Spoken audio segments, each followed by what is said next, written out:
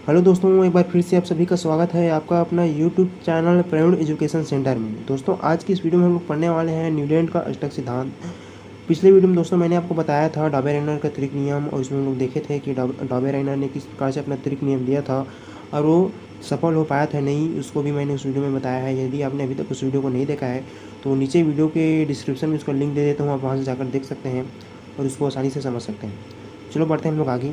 दोस्तों, आगे बढ़ने से पहले यहाँ पर आपको कुछ दिया है, क्या आप जानते हैं करके यहाँ पर दिया है। अब सबको पता होगा कि भारतीय संगीत प्रणाली में कितने 7 स्वर होते हैं। ठीक है, कौन कौन से? सा, रे, ग, म, प, ध, नी।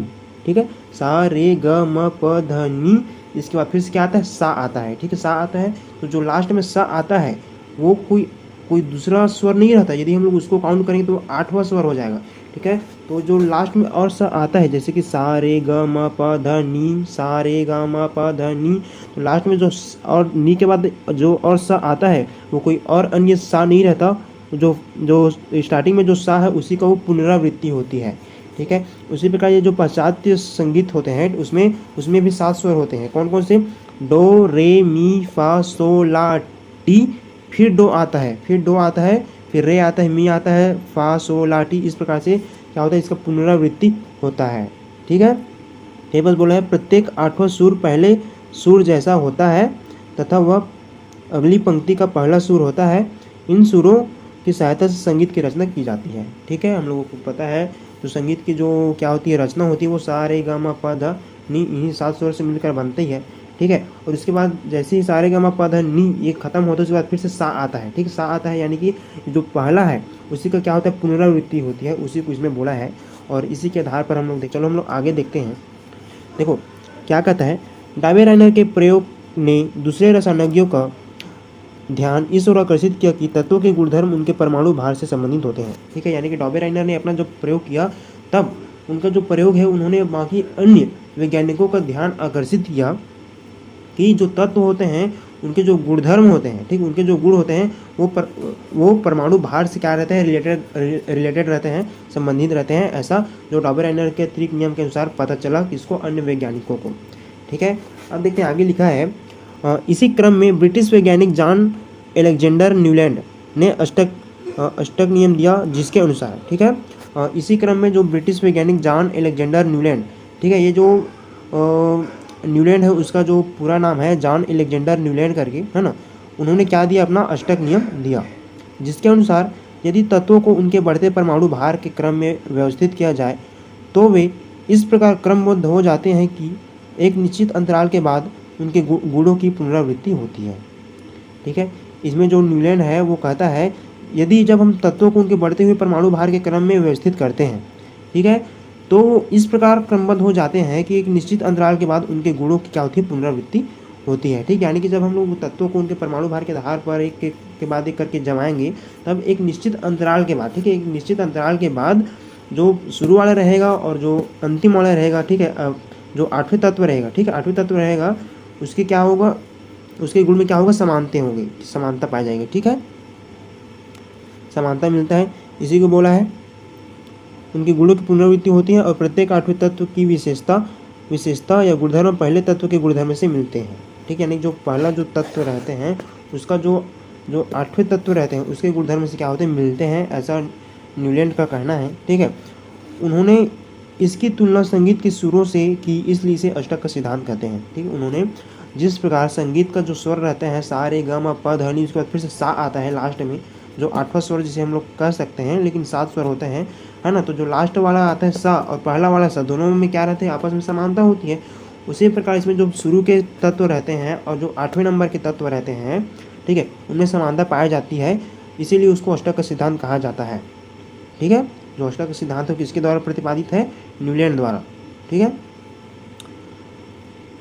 इसे उन्होंने सबसे कम परमाणु भार वाला तत्व हाइड्रोजन से प्रारंभ किया तथा 56वें तत्व थोरियम पर समाप्त किया। ठीक है, उन्होंने सबसे कम परमाणु भार किसका रहता है? हाइड्रोजन रहता है। ठीक है, उससे क्या किया? प्रारंभ किया तथा 56वें तत्व थोरियम पर समाप्त किया।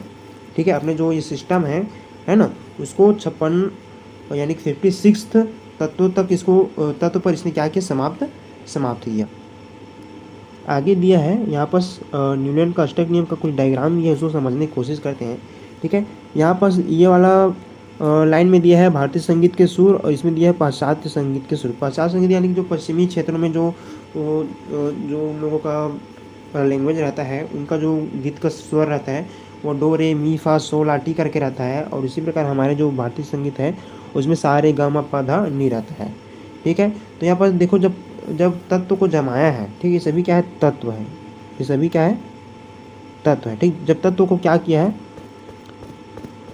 जमाया है, किस प्रकार देखो यहाँ पर hydrogen, lithium, beryllium, boron, carbon, nitrogen, oxygen. ठीक है, काउंट करते हैं। ये हाइड्रोजन पहला हुआ 1 2 3 4 5 6 7। अब यहाँ पर 8 में क्या है, फ्लोरीन आता है। ठीक है, फ्लोरीन आता है।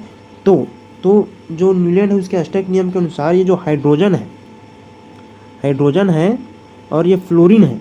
ठीक है, ये हाइड्रोजन पहला तत्व हुआ और फ्लोरीन क्या है, 8वां तत्व हुआ।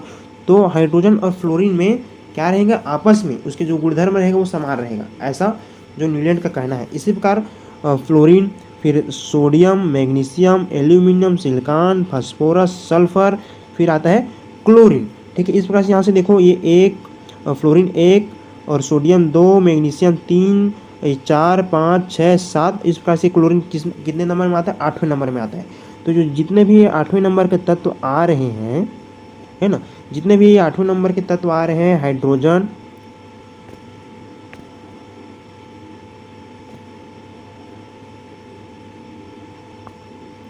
जो हाइड्रोजन, फ्लोरीन, क्लोरीन, ये आ रहे हैं, इन ये जो तीनों है, जो ये तीनों क्या है, 8वें नंबर के तत्व हैं। ठीक है, तो जो पहला रहता है और जो 8वां समूह के तत्व रहते हैं, ठीक है, जो 8वें नंबर का जो तत्व रहता है उनके गुणों में समानता पाई जाती है। तो देखो इसमें किस प्रकार से इसके गुणों में समानता पाई जाती है, देखो। ठीक है, हाइड्रोजन का जो संयोजकता रहता है वो -1 रहता है। ठीक है, और फ्लोरीन का भी -1 रहता है और क्लोरीन का भी -1 रहता है। इस प्रकार से इनका जो क्या है, गुण है वो क्या रहता है, समान रहता है। ठीक है, अब देखते हैं नेक्स्ट आगे लिखा है न्यूलैंड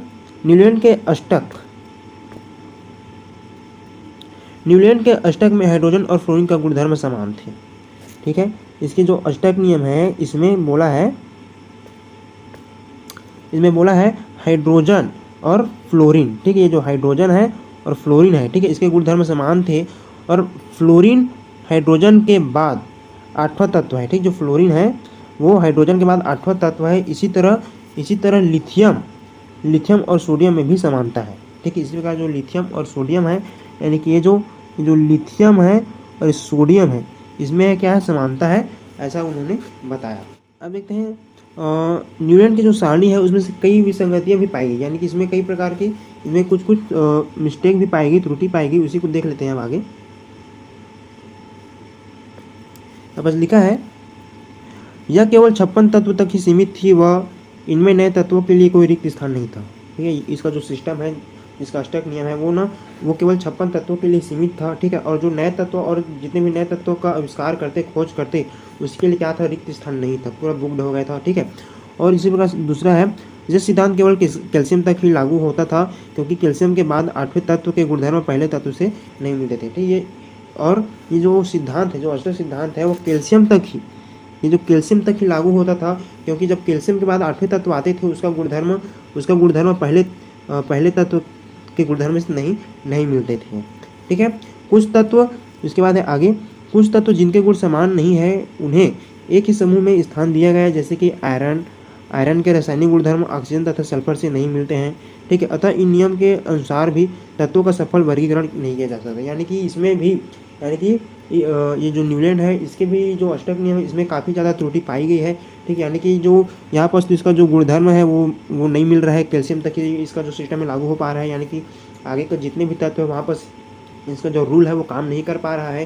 तो इसका भी जो नियम है वो भी फॉल्स हो जाता है, यानी कि इसके भी नियम द्वारा हम लोग जो पीरियोडिक टेबल है, आवर्त सारणी का जो पूरा सारणी है, ठीक है, उसको हम लोग व्यवस्थित नहीं कर सकते।